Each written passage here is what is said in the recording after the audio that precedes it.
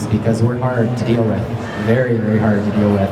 The side you see on TV is the wonderful side, but there's another side behind it all that's just like, I am not gonna do what you want me to do. And you know, we're stubborn. We will dig in our heels, and the production team's like, please, come on, come on. Alright, so this is part 2 of Eiven and Eve Kilcher's talk in Denver, Colorado. The first part I posted the other day, which is about the homesteader's mindset, whereas this I separated all the question and answers about Alaska, the last frontier, and the show aspect of it, and their life in relation to the show, the behind the scenes stories, and that's why I've labeled it, Is Alaska the Last Frontier Fake? And I think you'll be surprised. Eiven and Eve weigh in on that, so check it out and enjoy. That's the TV version of reality versus the real reality. There's some things like that that go on. In our first season of making the show, I went pheasant hunting, and I shot this pheasant, you know, and it was a whole funny experience because, you know, I'm going through the grass and this pheasant takes off and it flies over my shoulder. You know, I'm walking this way and I've got a film crew behind me, you know, with a real firearm. And the pheasant lifts up and it goes over my shoulder this way, and I look over my shoulder, and just me doing that, I didn't turn the gun around or anything, but just me doing that, the two film guys just dropped like a rock. They assumed I was just gonna wing that thing right around and go boom and shoot that pheasant. I'm like, I just see him drop, and I'm like, oh, we're all right, guys, don't worry, I'm not gonna shoot anybody today. And so finally we get down there and we shoot this pheasant and bring it home. And they thought it was amazing, you know. They're like, that was amazing, you know. And Eve and I go home and we eat it that night. And then they call me the next day and they're like, we need to film you eating that pheasant. And I was like, we ate it last night. It's gone, done. And they're like, well, can we get another one? And I was like, well, I don't know. They're actually kind of, you know, that was like a lucky shot. That was kind of a lucky thing to find one that close. And I was like, no guarantees. And they're like, well, we really need. They're like, well, can we buy a pheasant? And I was like, no, you can't really buy a pheasant. Like, okay, well, can we just bring you a chicken, and can we cook a chicken? And I was like, a chicken doesn't look like a pheasant. I'm sorry, not like some, you know, Safeway chicken isn't gonna look like a pheasant. It's gonna look like a Safeway chicken. And they're like, okay.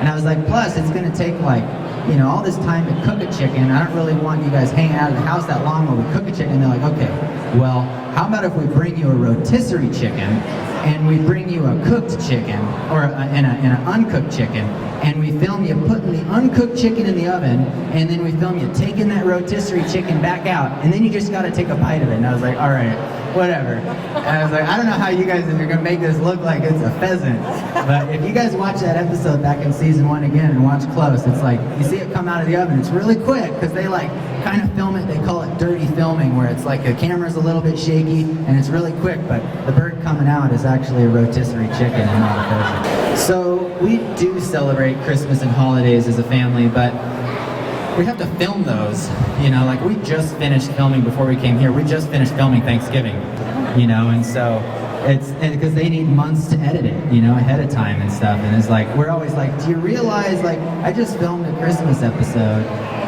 not long before we came down here, and it's still, I still made a great gift for Shane and Kelly and everything like that, and they go to like do an interview with me afterwards where we're talking about what I made, and I'm like, you guys realize this is Christmas and there's green grass behind me, right? Like this doesn't really make sense. And they're like, oh, don't you worry about that. We'll deal with that in post editing. And I'm like, all right, whatever. That's your guys' problem, I guess. But you know, so it is the Christmas and Thanksgiving episodes. We love doing them, but they are like actually one of the hardest parts to film in a way, because they're so far out of the kind of spectrum of the season in a lot of ways.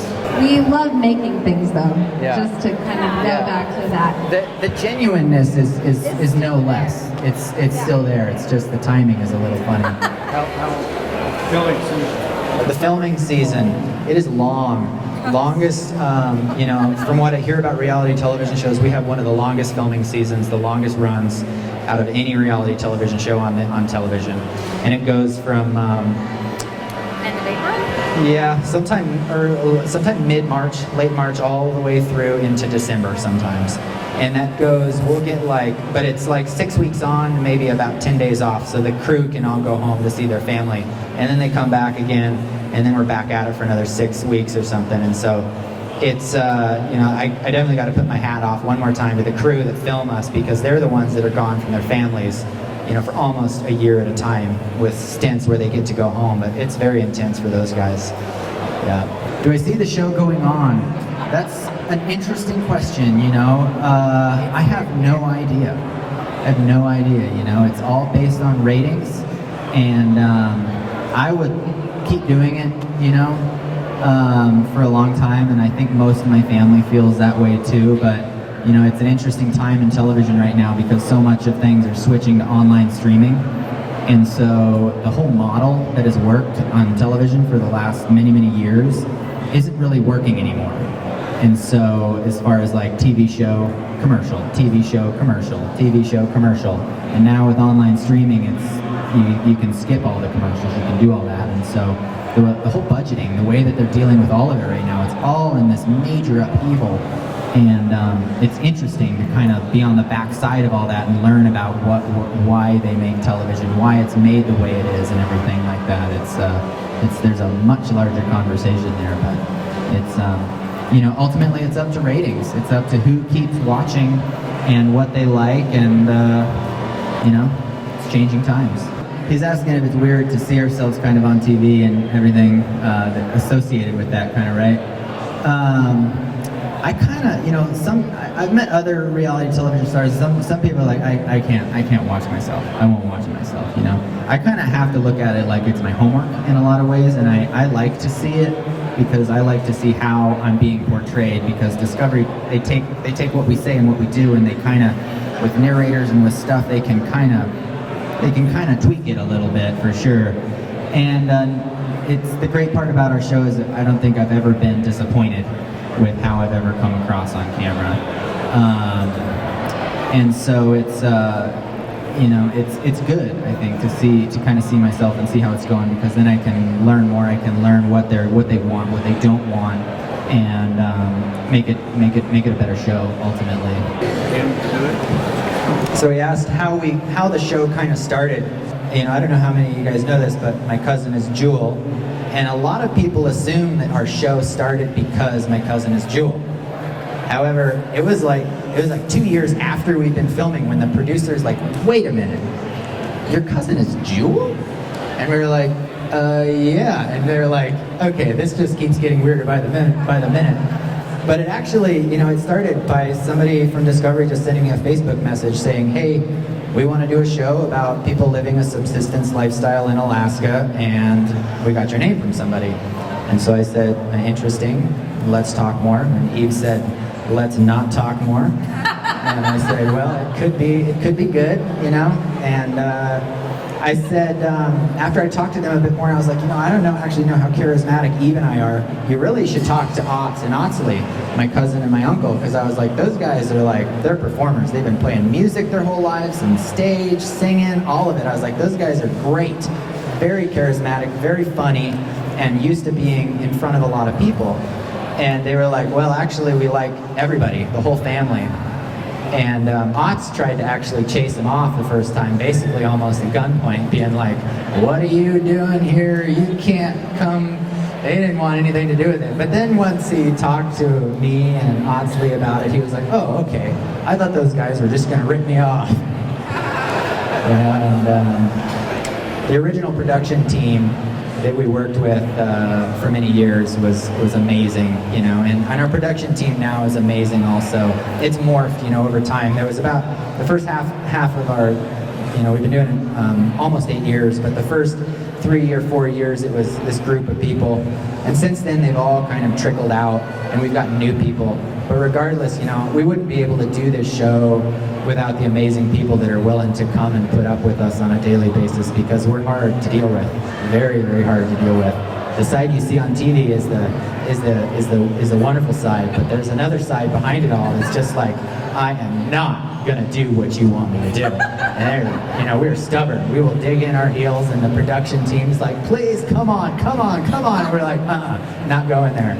And so there's a lot of battling there that happens, but I feel like that's one of the great parts about our show is we've always tried to keep a very strong integrity, to have the show not be scripted, to have the show tell the true story, and to not have it be this conflict-based show. You know, I think a lot of reality television shows are very conflict-based between characters. Blah blah blah blah blah blah. You know, and they're arguing, and we were always like, we don't want to do that. That's not who we are, and that's not how we want this to come across. So we've always really tried hard to make sure that we manage our integrity pretty well. All right, so there you have it.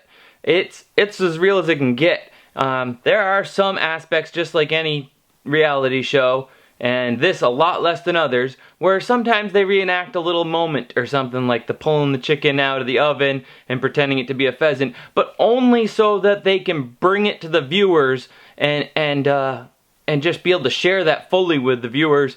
You know, I like it. I had some time hanging out with them after the show back at our hotel after dinner, and they're real. Just as real as they are on TV. Good stuff. Enjoy the rest of the video. How's my cousin Oxley doing after his fall? He's doing good. You know, he got really messed up, and it took him a long. He's still recovering in some ways. He's got some metal in his hip and, you know, metal in his shoulder, and sits too long in one place and it pains him. You know, it's gonna be a lifelong thing dealing with that. But he's no less eager to do everything that he did before. So he's still hunting. He's still doing everything. Do I think Jane's gonna move out and live out there? No, I don't think Jane's gonna go live out there. But honestly, you know, he knows how he loves Jane very much, and they're not gonna split up. I think, you know, they're in it to win it together, and they're a great couple. You know, they do great together.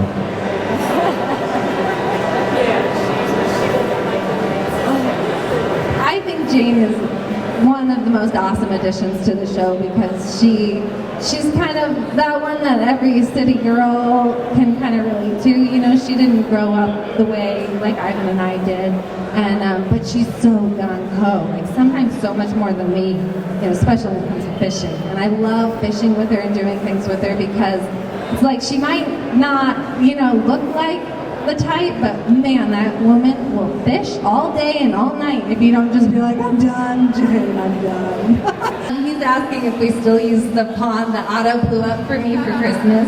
The best Christmas present. So it's not particularly deep.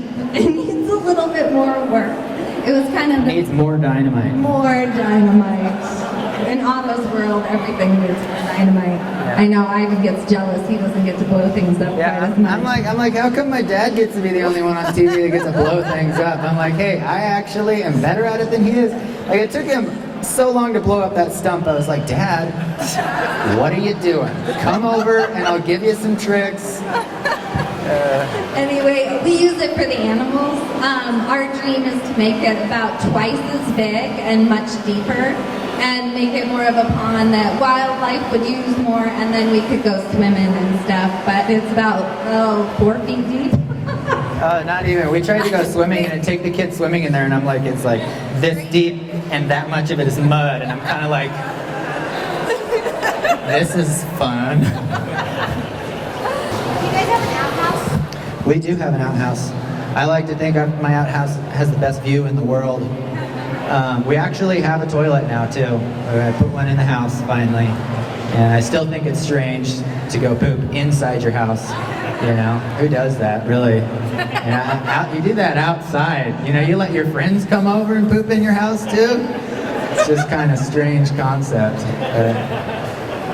Has the show impacted our privacy and our personal lives? We probably have different responses there. Yes, there's a lot of people that come up wanting to see the homestead, wanting to tour the homestead, meet us, you know, meet us and meet my dad. Everybody loves my dad. Everybody loves Jane, but meet us, and that's, you know, if we had to give, if we honestly, and sometimes I feel bad. I'm like, man, somebody traveled, like, I had people travel from Norway to come and meet us, you know, but how much time can you give all those people? We wouldn't be able to get anything done. if we literally took, you know, an hour or 2 hours or half a day, or took somebody fishing or took somebody horseback riding, it's like, oh my gosh, you know, it's amazing, and I'm so thankful for all that support, but can't give energy to everybody. I think the hardest part for me, and the reason I didn't want to do the show in the first place, is because, well, I never wanted to be somebody that other people knew. I liked being anonymous. Anonymity is a beautiful thing. And you know, the Kilcher family actually has quite a heritage of being performers. Yeah. They like to be on stage. I don't come from that heritage. And so I think for me, that was the hardest part, was I'm just a person, and I'm not any more special than any other person, and so it's hard just having to interface with so many people in that manner. It's like intense and hard to get used to, I think. So that has been the hard part for me, just not quite blending in the same way, but we find places where we blend in pretty well. You know, technology is a beautiful thing. You know, I think anybody that didn't take advantage of technology and use it for what it's good for is working harder than they should be. You know, a lot of people are like, oh, I'm gonna, you know, my dad's always like, he does want to get back to like doing all the hay with the horses and stuff, but I think it's a beautiful vision, and I think it's important that we know how. I know how to hitch up the horses to the, you know, to a farm rake. I know how to do all those things. But do I have to? I do not. Can I? Should I someday? Maybe. We don't have the money to buy fuel, or we don't have the fuel to buy, well, then we can do it. But I'm going to use the other stuff while I've got it. I'm going to use the chainsaw instead of a handsaw, if I can. Ivan is the king of figuring out the best way. The easier way. Like, I'm like pulling weeds by hand, and he's like, there's got to be a better way to do this.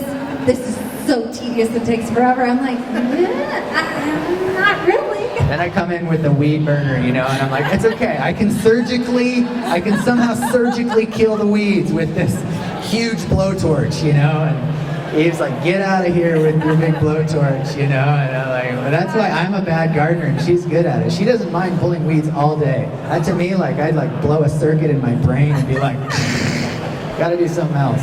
Thank you guys for joining us.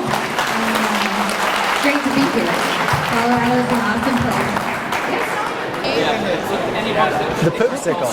Oh yeah. My dad.